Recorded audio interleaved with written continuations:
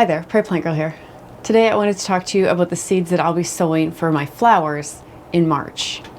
For me, here in Saskatchewan, Canada, March marks the about 7 to 10 weeks before my average last frost. And so it's a pretty busy time of year for me for getting things started. So I always like to do up a little calendar. That just gives me an idea of when I want things sown and to keep me on schedule and on track without having to go through and read seed packs all the time again. And then I always take my seeds and I separate them out into little cases here. I'll put a link for these below if you want. And they have another big case they go in. And I just put the seeds that I'm going to sow in early March into one pack and in late March into the other pack. And that just helps me to stay a little organized, and I can just grab the pack that I need, bring it up here to the greenhouse, do my seed sowing, and have everything back in the house because it's too cold to have it all out here right now. So it's a long list of things that I'll be sowing. So I'm just going to go through it really quick for you so that if you want to be growing along with me, sorry, I think the dog's in here with me. I think he just bought the tripod. If you want to be sowing your plants along with me, then this will give you an opportunity to grab any seeds that maybe you didn't think of that you want, or just have things ready and prepared.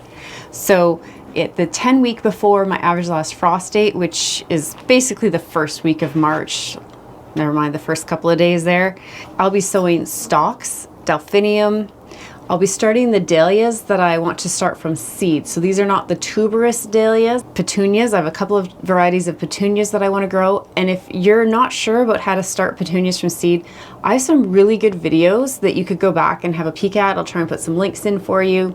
Because it does seem like petunias is one of those things people have a lot of questions about. And they do take a little bit of extra care. So I'll pop some links in for you if you're interested. And then I also want to start feverfew and nigella. Those are two great cut flowers. Actually, all of these would be good cut flowers except for the petunias. And some people would even argue about the petunias with me, but I never use them for that. And then I'll be starting some more magic carpet thyme. And I mean, thyme is technically an herb, but this is going to be used for a decorative purpose. It's a ground cover. I use it in the pathways in my front yard, and I really like it, so I want to get a bit more started. And that I'll actually just start probably out in my greenhouse. That's what I did last year, and it worked really well. So then the next week, which is 9 weeks before my average last frost date, I will be starting my impatiens, my bacopa. I have to check if I got bacopa seed. I know I tried to order some. I don't know if I actually got my hands on any. Chrysanthemum, and a couple of varieties of snapdragons. In the 8 weeks before my average last frost, I'll be starting salpiglossis. You might know that as painted tongue or painted flower. It's a really nice little flower. It can be a little bit attractive to aphids, so it might be something that you want to keep out of your garden, but you might want to use it also as something that attracts those aphids away from your other plants. Soapwort, another great ground cover. Strawflower, some more snapdragons. These will be some of the larger snapdragons. Amobium, which is a great filler flower. I really like it. And then I'm going to be trying, I'm not even sure how to say it, Patolitus joey. This is a new plant that I'm going to be trying this year, so we'll go through it together and we'll see how it works out. It's a real feathery, it's a real neat little plant. It looks a little bit exotic to me, the flower, and I just wanted to give it a try. And then that last week of March, which is 7 weeks before my average last frost, I'll be starting my status, my asters, my coleus, and my nicotiana.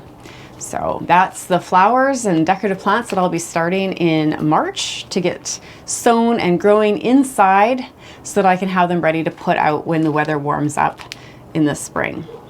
So thanks for coming along with me today to hear about my plans for March. Hopefully that gets you inspired to grab a few flower seed packs if you haven't done so already, and get some seeds in the ground so that you can have a beautiful flower-filled yard and garden, or even just a little balcony space with a few pots is always fun. Thanks for watching, and we'll see you next time. Bye.